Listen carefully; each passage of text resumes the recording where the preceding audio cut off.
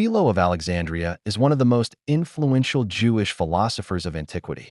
Writing in the 1st century, he attempted to reconcile the Hebrew Bible with Greek philosophy, creating a system that would later influence both Christian and Jewish thought.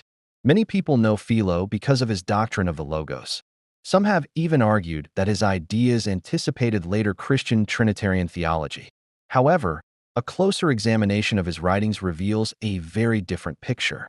In Philo's theology, the highest principle is the Father of the universe, sometimes identified with the biblical phrase, "He who is." This supreme being is portrayed as transcending all ordinary descriptions and categories. Alongside this supreme being stand two major divine powers, the creative power and the regal power. The first is associated with the creation of the cosmos, while the second is associated with governance and order. Philo frequently connects these powers with the biblical titles God and Lord, yet he also suggests that the supreme being himself stands beyond these titles. One of the most famous examples appears in his interpretation of Abraham's encounter with three visitors in Genesis.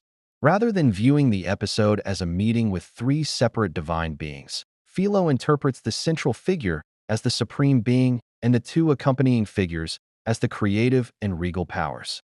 What makes this interpretation especially interesting is that Philo explicitly distinguishes the supreme being from the powers. Although the powers possess divine functions, they are not identical with the highest principle itself. As a result, Philo develops a theological structure in which unity and plurality coexist. The supreme being can be viewed as one, while divine activity can appear in a threefold form through the manifestation of the powers.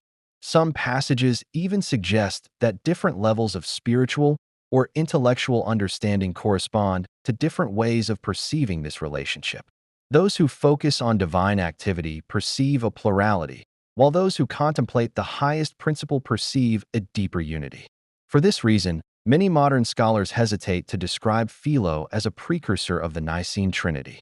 While both systems involve a threefold structure, their underlying assumptions are quite different. In classical Christian theology, the Father, Son, and Holy Spirit are understood as co-equal divine persons. In Philo's system, by contrast, the supreme being occupies a position above the powers that mediate creation and governance. His thought therefore reflects a unique synthesis of biblical traditions, Middle Platonic philosophy, and Pythagorean influences. Whether one views his theology as philosophy, biblical interpretation, or religious speculation, it remains one of the most fascinating attempts in antiquity to explain how an absolutely transcendent source could be related to the world of multiplicity and change.